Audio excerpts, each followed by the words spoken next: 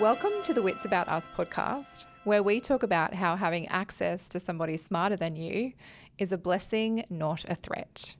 Let's get into episode 7.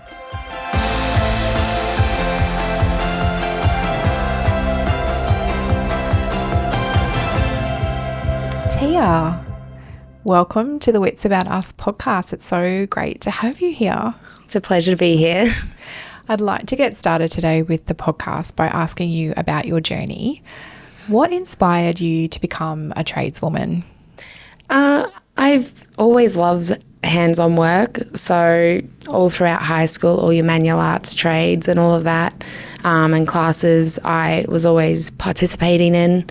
Also, always sort of knew what I wanted to do, so just sort of followed through. And as I sort of got into the senior years, being able to do the metal work, throughout grade 11, I did TAFE as well as my OP pathway, and I completed my Cert 1 in engineering.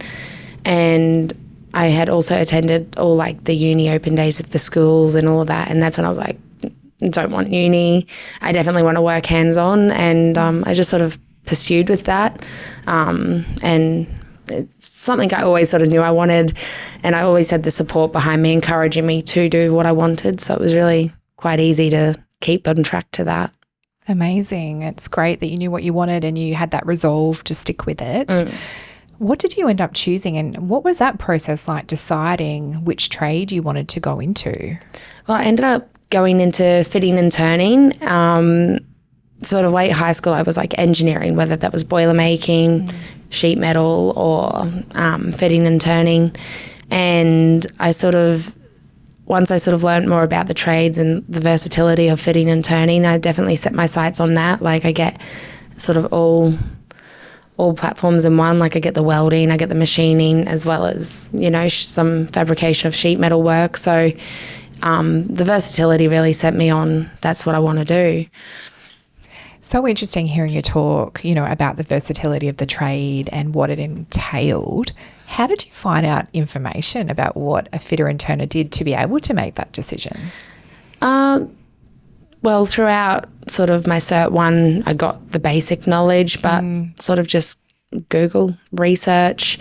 I don't have any sort of fitters in my family, so it wasn't through them. And then after graduating, my high school helped me reach out to MIGAS and sort of just communicating with the people that sort of offered my help and whatnot. After I graduated, I was applying. It took me nearly 10 months of applying for apprenticeships to actually get into one.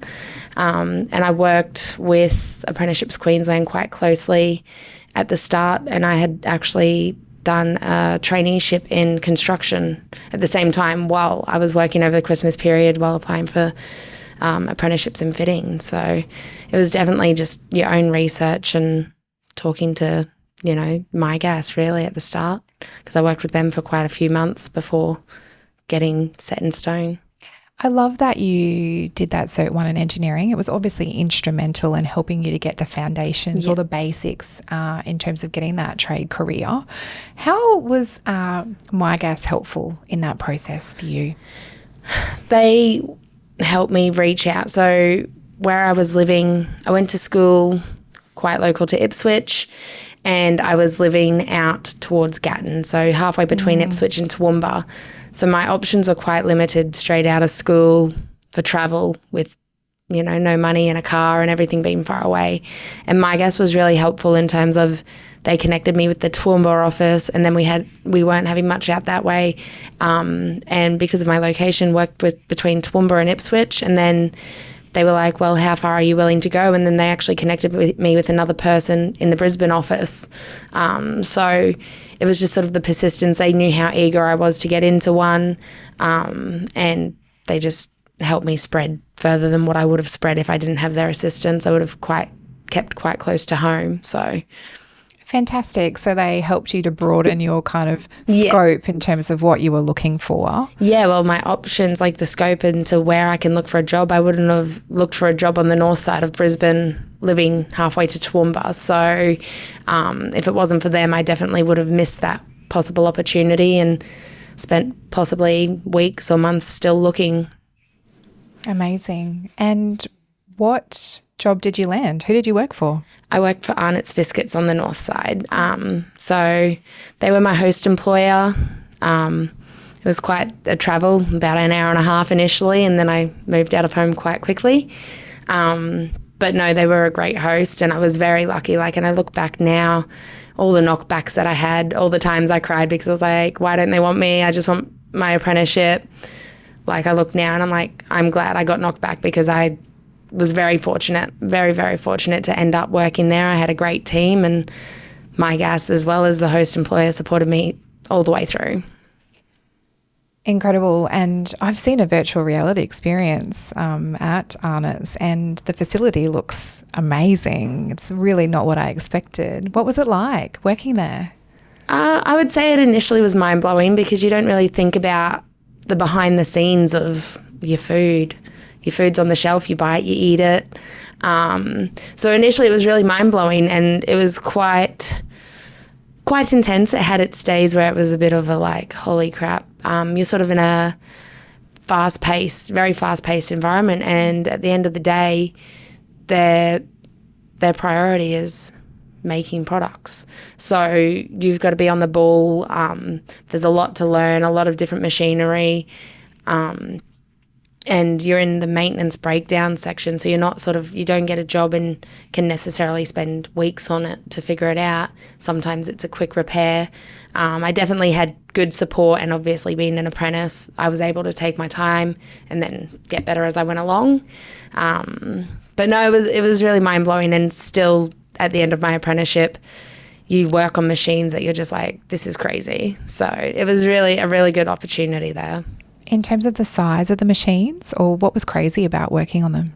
The automation, it's the robots. You get the robots, as well as the precision, to bake all the different biscuits, as an example. You've got to get the timing and the moistures and all of that. But yeah, definitely the robotics and how fast and how advanced some things can get is really crazy. And your role would have been just incredibly critical to the success of the business, because the more time that machine doesn't operate, then they can't produce what they need to produce. Yeah, no, definitely.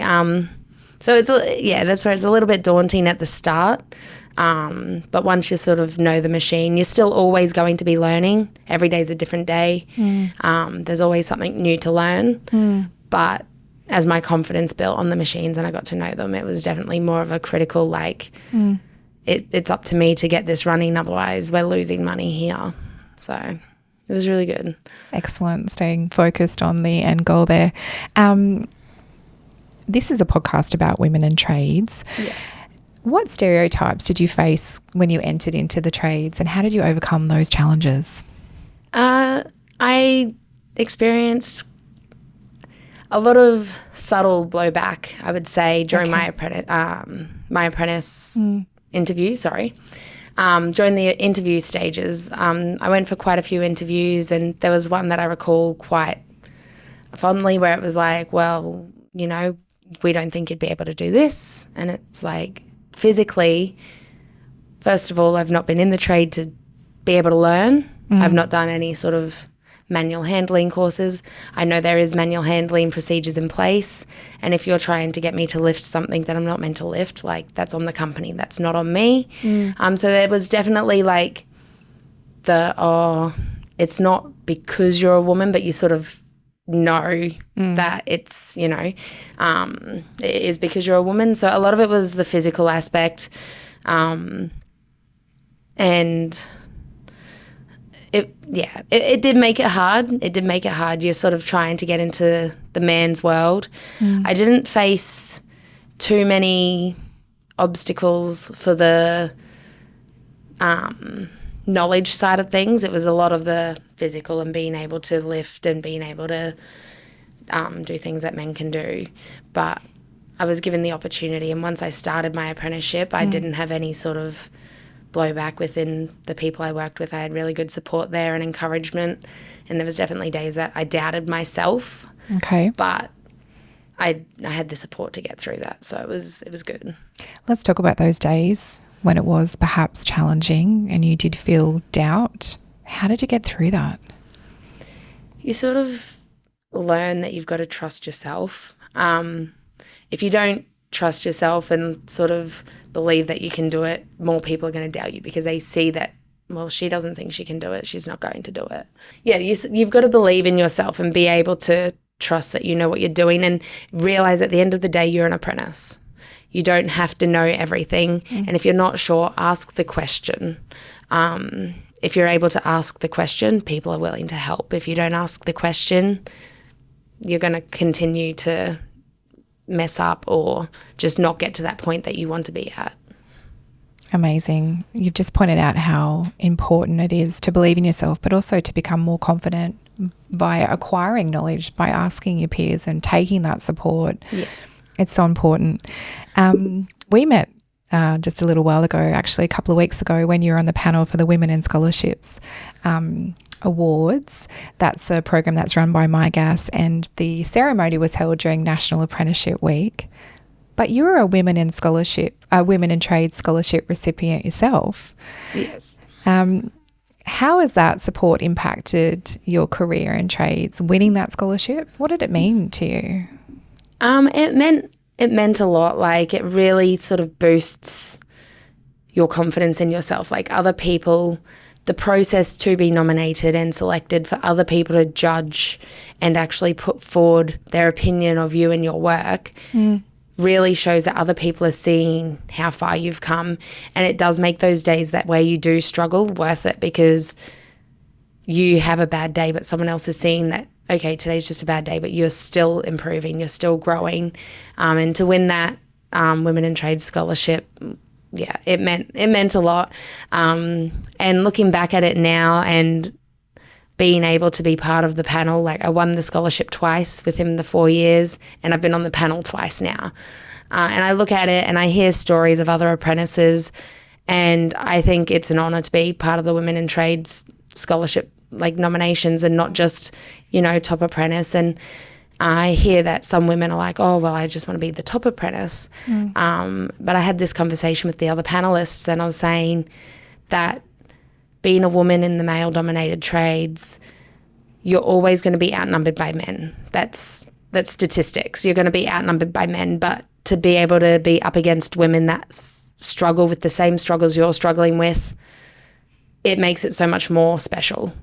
Like, it would be amazing to beat the boys, but ratio-wise, your chances aren't as high. But to then know that there are other females out there that have a similar journey to you and a similar struggle, whether it's mental or physical, and to sort of know that you're achieving so much and so much more than some, it's a good feeling for yourself. Congratulations. I didn't realise you'd won it twice. Yeah. Yes. That's amazing. And you've been on the panel twice, and, Yes. Just a couple of weeks ago. What was the calibre and the talent of the applicants like when you were judging and assessing them? There's a lot of talent. Like, the future is really bright, I think. There's some really standout apprentices out there, and you see that from the way they trust themselves and speak about themselves, and as well as how their team behind them talks about them. It was a really tough decision on the panel, trying to decide who deserves what, because I think everyone that puts in the time and effort deserves recognition. And there's definitely a lot of room for a lot of those apprentices to put their name forward again, because they do deserve it. Plenty of talent, and plenty of hard work and time goes into some of those apprentices and trainees, and you can really see how passionate some are with the amount of research and all that goes on behind the scenes for them. Incredible, amazing. And while we're speaking about awards, you were a finalist in the WorldSkills National Championships in Australia. Regional. As good as national would be. I did compete in the national competition. Yes.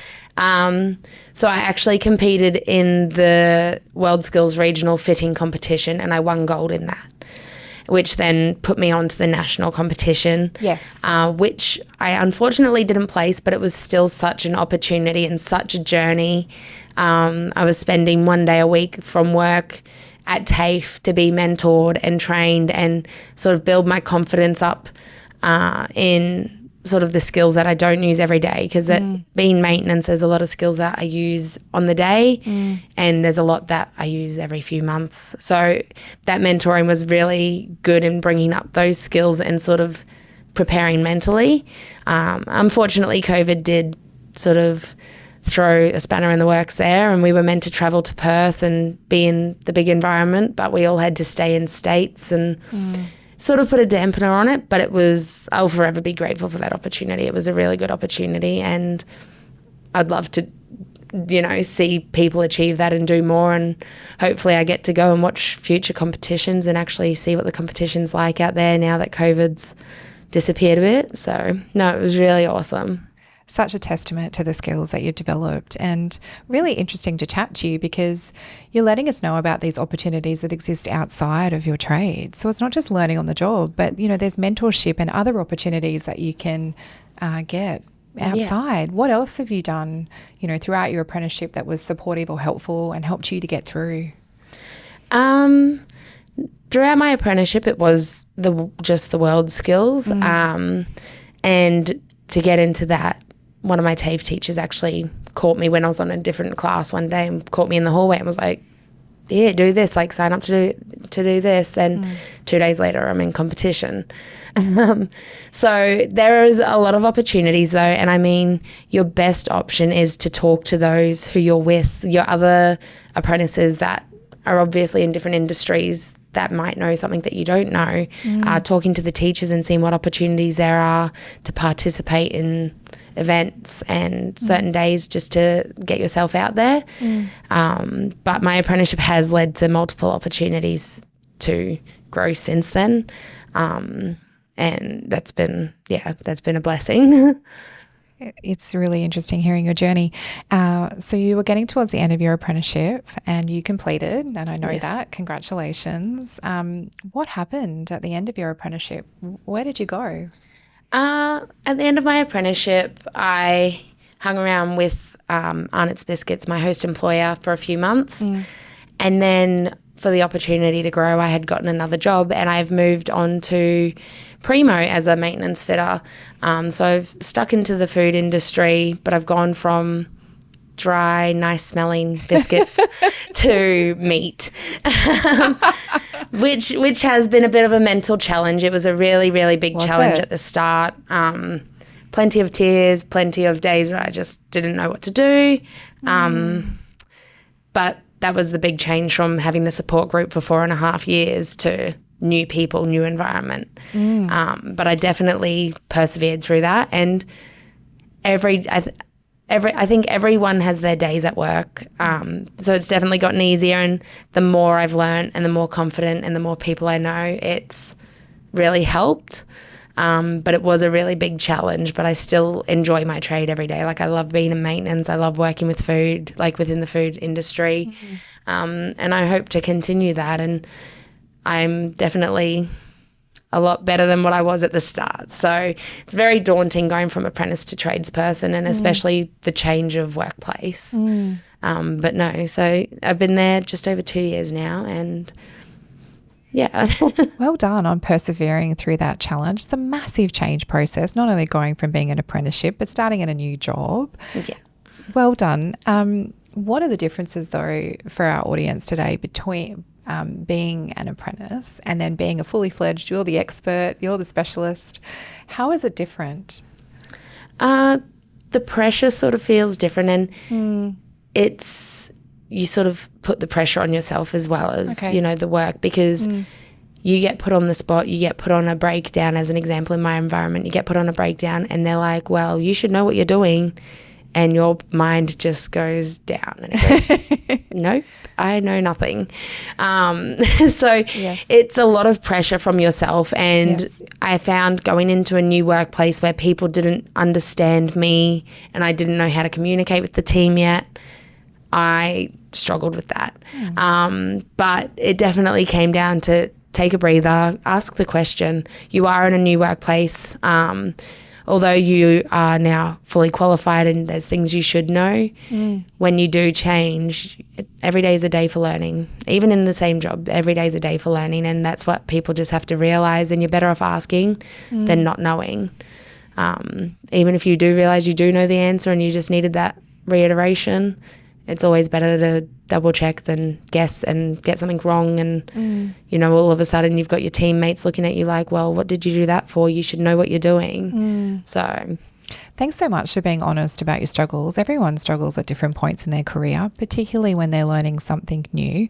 And of course, you've gone from, like you said, biscuits to meat. Surely the machines are different. You're fully qualified, but you're looking at this machine going, I've never seen this before, and then having to come up and with a solution to a problem that you've never done. So well done for learning and asking and continuing to believe in yourself. I want to ask you about any female mentors that you've had in your life or that you've looked up to or been able to consult on your journey. Has there been anyone that's supported you and helped you? Yeah, there would definitely be a couple of those. I was fortunate enough to have a female field officer, Linda, with MIGAS. I started off with a lady called Lolly, and she was lovely too. Absolutely loved her. And then she moved on and I had Linda, and I was a bit thrown off at first, very different personalities, but Linda was such a support, and throughout my apprenticeship, I had a lot of personal things happening as well. So to be able to have someone that I could turn to was really good, and I felt that it really benefited me having that female, because obviously there's some things as a woman that you just don't open up to men about. Exactly. So it was definitely a big help, and another big relief was having my TAFE teacher, Steph. She was my mentor for the WorldSkills training as well. She spent so much time one-on-one with myself, and I honestly wouldn't be where I am without them. So I'm very lucky, very fortunate, and women have been a big part of that. So on both MIGAS and TAFE roles, and by the end of my apprenticeship, my manager, my team leader was a female as well. So I had support on all grounds, and I definitely think I would have struggled a lot more had I not had that, just based off personal comfort and certain things to open up. And the 4 years was a tough 4 years personally. So, I mean, you said before you moved out of home pretty quickly. I can imagine like there were so many stresses on you. Yeah. Day 4 of my apprenticeship, I had a car accident. So my car was written off. So I sort of didn't really have a choice when I can't get to work from out west. So no, there was quite a few things, but we got there and persevered. And this is the thing, this is life, isn't it? You've got your work, but there's things happening in your personal life that get thrown up as well. Yeah. So lovely to hear that you had amazing supports from females from different angles, and to hear that lovely story of women helping women. So incredibly important. And I think important for people listening to know that if they're going to enter into a trade environment, that they are supported by their GTO, so MIGAS, Linda Lay, by TAFE, by the people at work. You're kind of wrapped around, aren't you, with the support in place, which is so important. But I also think by the sounds of it, it takes some character, like you're a certain character to keep persisting, to keep growing as well. You said that you've grown since your apprenticeship. I'm keen to hear about that. So more growth, what does that look like for you? More trust in myself, more sort of confidence in knowing that, okay, today's a bad day. Like I've had a mind blank. I should know this. I should I've just messed up. Yes. But being able to overcome that, whereas I think I look back and I'm like, well, I definitely know, especially early days of my apprenticeship, it was a lot of self-doubt, like, oh, today's been a bad day. What do I know? Do I even know anything? And sort of knowing how to communicate my problems now as well. Like that comes down to a lot. Like if there's a time you need help, ask for the help. And that's not as simple as it is for everyone. I'm very fortunate in the fact that I'm very out there and I will talk, but that's not it for everyone. But the best way to sort of overcome that is sort of find your person that you can rely on, and use them, absorb what you can from them. And even going into a new workplace, I find there are a few people that I can turn to more than others when I need assistance. So a lot of it's a personal growth and, you know, trusting and knowing, and it doesn't really show until I get into a position where I'm able to talk to someone about it. Like at work, I am one of the babies of the trade. So when I talk to people, they know a lot more, and I'm like, okay, well, I don't know anything. But then when I actually have the opportunity to portray that to someone that isn't in my workplace, it really puts into perspective that, wow, I do know what I'm doing. Wow, I do know what I know. Yes. And I forget how much I've actually learnt over the years. And it's actually crazy to sort of look back and sort of compare where I started and where I am. Such good advice for anyone, whether you're a tradesperson or not, for working in industry, full stop.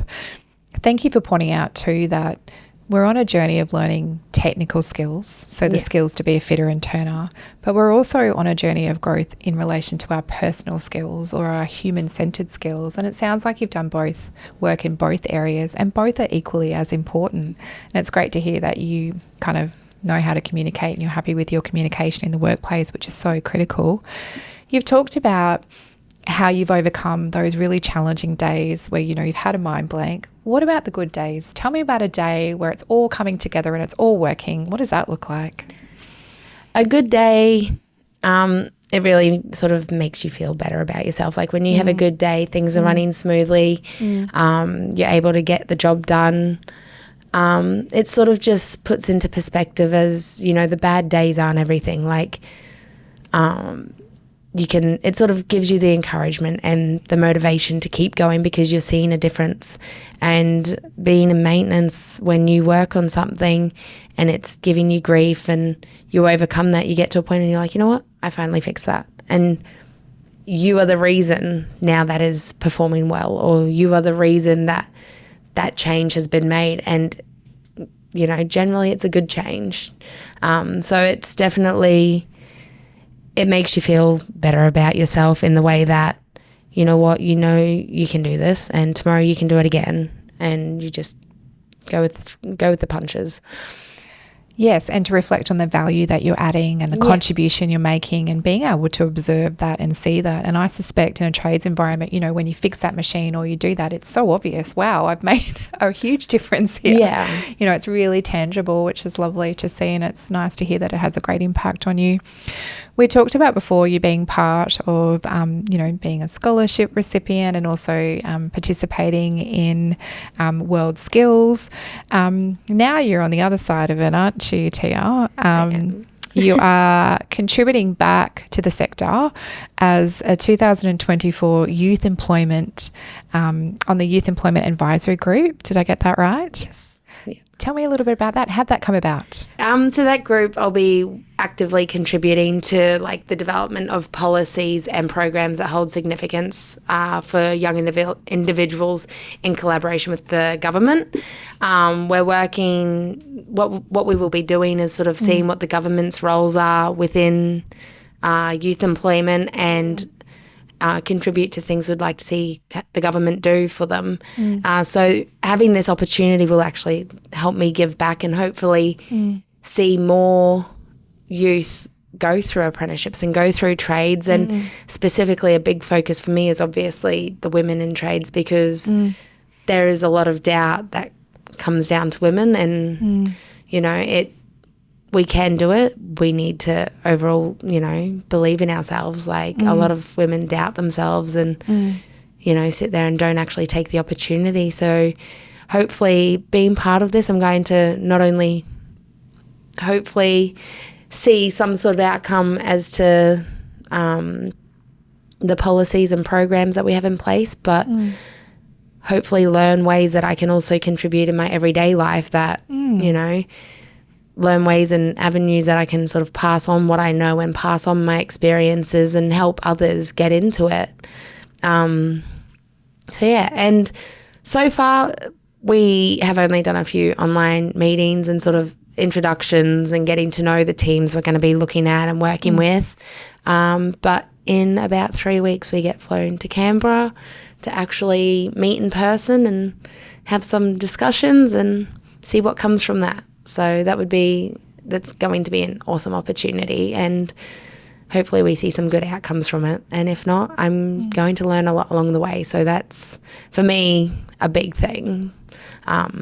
Take away what I can and hope it works out. Exactly. So it's not just about being on the advisory group. It's about contributing to policy, but the beautiful networking that you'll be able to do as well. Learning off the people that are on the group will be amazing. Giving back, like you said, to women in trades. You're the person that's come from school and gone into a trade. And you said that, you think some people out there lack that confidence to sort of, do it with grit and persistence. Yeah. We know that we need a lot more tradespeople economically, particularly with the boom around construction and all kinds of things happening.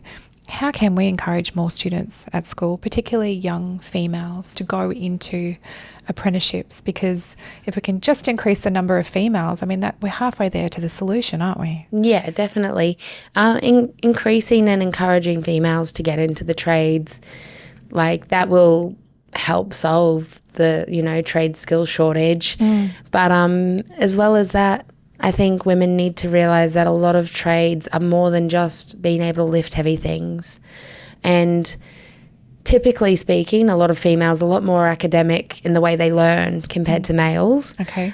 So I think we need to sort of overall realise how much contribution we can actually make to the trades. With the problem solving and the creative thinking, like there's a lot more that goes into it than lifting heavy things. And I think a lot of the time you look at a lot of trades that, I can't lift that, I can't do that trade. But there's a lot that goes into it, and there's a lot of different roles that sort of go into a trade, and we need to realise that our potential, like I've always been told, like a lot of teachers, their favourite students are females because they pay attention to detail, where there's a lot more critical thinking when it comes to a woman going into the trades. And I find too that a big thing I look back on when I look at like the scholarships and stuff is women fight to get where they want to go. And that's not to put down any men. There are so many men out there that work so hard and deserve everything. But typically at school age, when you ask a guy what they want to do and they go, Uncle Joe gave me this apprenticeship. My Uncle Joe didn't give me an apprenticeship. Yeah. I had to fight for my apprenticeship. So I think, there's a lot of value in that, and we need to know that we are appreciated, and there are a lot of people in today's age that appreciate us joining the trades. So there's a lot of support out there as well. Like women, there's so much support for us if we have the ability to ask for it and research it. Sometimes it falls in front of you and you notice it, but not all the time. And you just got to be willing to do the work on your half, and you'll have the support on every other half. Amazing. Yeah, such amazing advice. Looking towards the future now for you, and I can't wait to hear about the outcomes of your advisory group, by the way. That's just super exciting. And yes. I know that you'll have a real impact on young people and youth employment. So congratulations, and for firstly being involved, but, putting your hand up to participate in that too, and giving back in that way. You're a couple of years into, being a fully fledged tradeswoman. What are you thinking about for the future? What does the future look for you in the first, say next 5 years? Will it be in the trades? Will it be in something else? Can you see that far ahead? If I open my eyes, I can. No, within the next few years, look, I love being on tools. I love the hands-on work, and even just attending a few meetings. I definitely know I'm not made for the office, but it is good to make an impact and make a change. At the moment, I'm currently looking at doing some further education in regards to management and leadership. Not to so much get out of my role or off the tools, but to sort of give me that leg up and give me that insight and opportunity to have that leg up. If I decide to change positions and change workplaces, having another qualification behind me is only going to help me. And I know that I've got the ability to take on leadership. I just need to professionally learn how to. And I think that comes down to feedback from teammates on all levels over the years. I'll have something to say and I'll talk to someone about it and they're like, well, you know, you should do this. And I'm like, I can't do it because I'm not in the role to do it. I'm down here and working with big companies. Your voice can only go so far sometimes. So there's definitely, who knows where I'll be in 5 years? Who knows what will come out of, you know, the youth advisory group. And I mean, networking at the end of the day, if I see an opportunity that's like, you know what, that ticks all my boxes, that could change, you know, anytime. But at this moment, with my current scope of opportunities, I definitely see myself on the tools, and I love the tools, and hopefully I don't have to get off them anytime soon. I'm still a baby in the world. We'll have to talk afterwards because my training, which is MIGAS's RTO brand, does a diploma in leadership and management.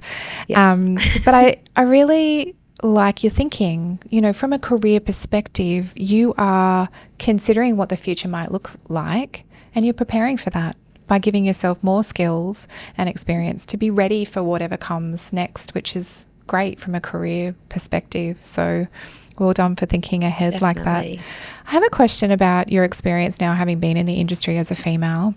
And would you recommend any changes to the industry to make it more friendly for women? It's a really hard one to answer because I have been fortunate in the teams I have worked with.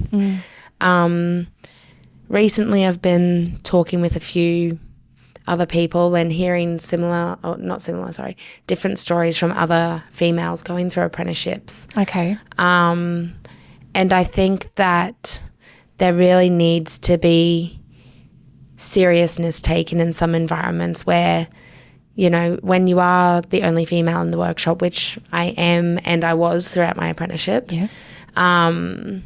There are some people that just don't take things seriously when a female goes, hey, like that's not on the go or that's not okay, and harassment being a big thing. Okay. There is definitely some workplaces that you hear of that you take that further and nothing happens because the environment's not going to change if the top doesn't change. So I definitely think that there needs to be some sort of checkup in place for companies that hold apprentices and just not so much to target and to shut people down, but just to change how people think, because there are a lot of tradesmen that think, well, she's not meant to be here. And unfortunately, I don't think that's going to change overnight. But if we can encourage workplaces to take action if you do have someone like that and people are willing to work with that, then that would make a really big difference and make females more comfortable going into the trades, because I think that's a fear for a lot of them. You know, go in the workplace and you go for an interview and you see the team you're going to go into and you're like, no. And especially if you're going straight from school, you're 17. Yes, vulnerable. You're still a child. You're still, you know, naive and don't know what to do and you don't feel comfortable approaching people. So I think harassment is a big thing that needs to change. And I was just very, very fortunate to have such a great team. And, you know, I was treated as one of the team. I wasn't treated differently because I was female, but I wasn't disrespected either. So... that's fantastic that you've had a really great experience, and good, you know, good advice in relation to what other businesses can do to kind of strengthen their support of women in the workplace. And it's interesting that you point that out in terms of your experience, because I do know that MIGAS has a much higher percentage of women in trades that they employ as the employer. You know, I think it's like 2% or 3% in general society, but MIGAS is up to, you know, like 20%.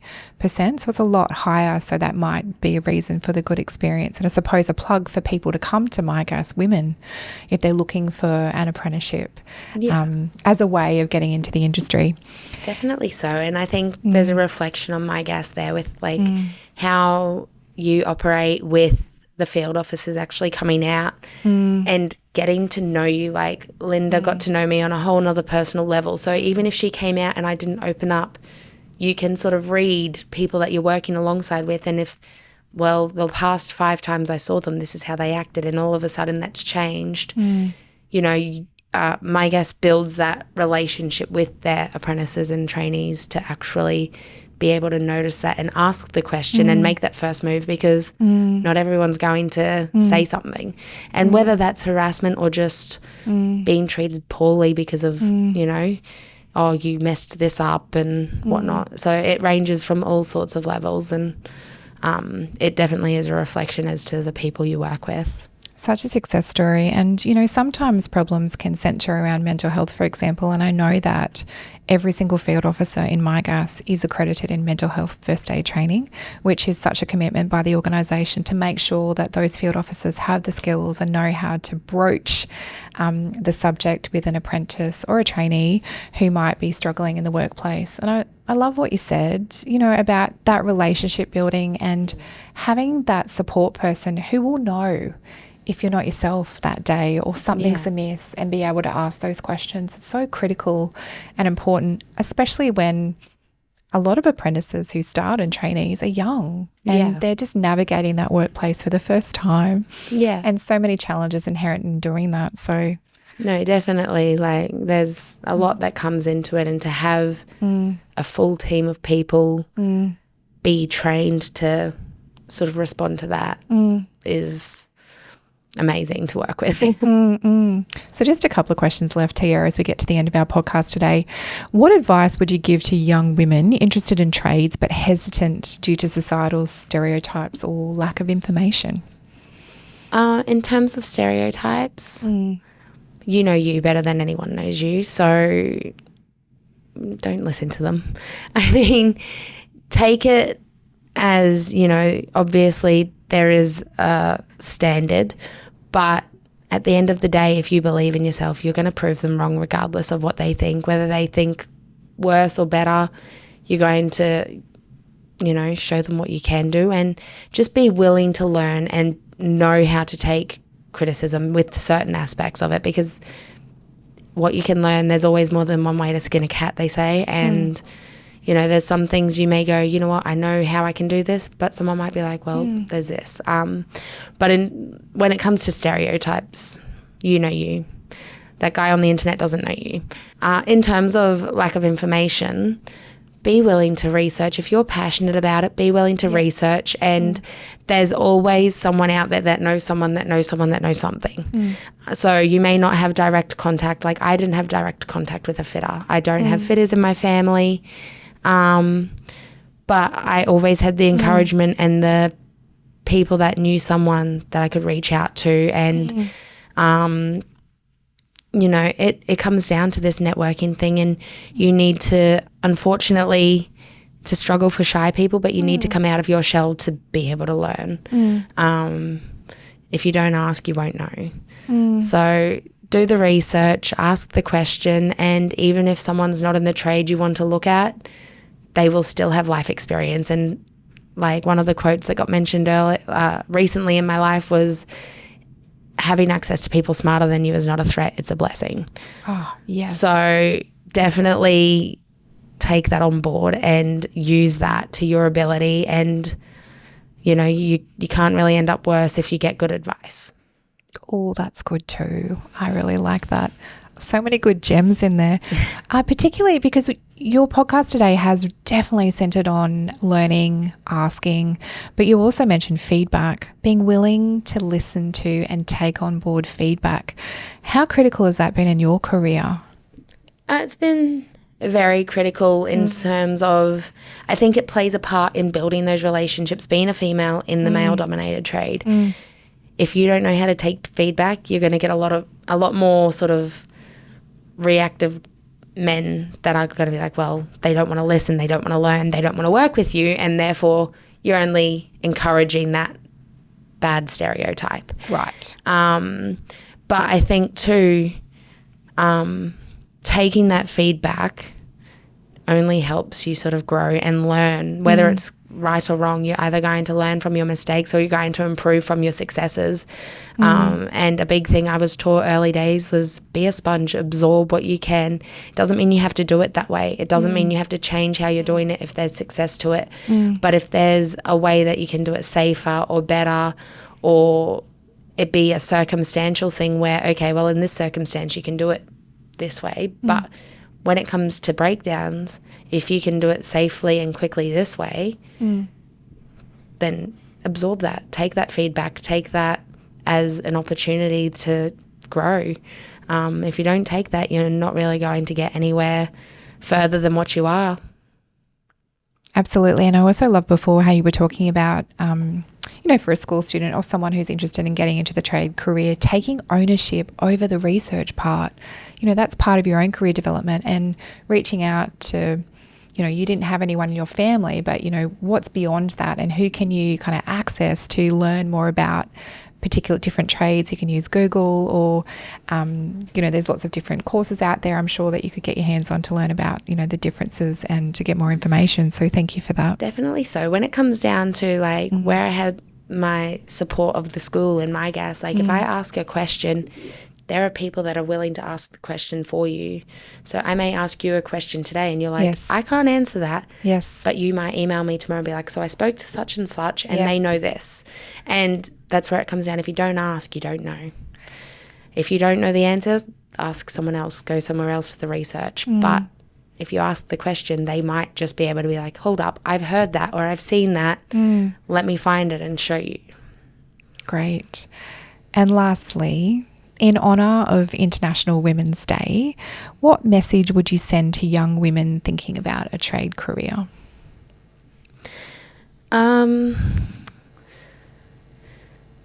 Be persistent. Believe in yourself. Don't give up. There's all sorts of things, reach out. Make, if it doesn't work out, it doesn't work out, but make that move. Unfortunately, not everyone's got a great support system behind them, but at the end of the day, you need to be selfish and, you need to look after you. So you need to make that move for you. And if you trust yourself and are passionate about something, chances are you'll succeed. Don't be scared. Don't be scared. Just do it. If it doesn't work out, try something else. Thank you, Teah. It's been an absolute pleasure having you on the podcast today. My favourite quote from you was, you know you, and let's all remember that. Yeah, definitely. No, thank you. It's been a pleasure. I've loved it. This project is funded by the Trade Pathways Program, Trading Services New South Wales, and produced in partnership with MIGAS Apprentices and Trainees. Now, if you're on the lookout for an apprenticeship opportunity, we've got a valuable resource for you. In the show notes, you'll find a link to MIGAS where you can connect with them directly. They've been instrumental in helping thousands of tradies get qualified.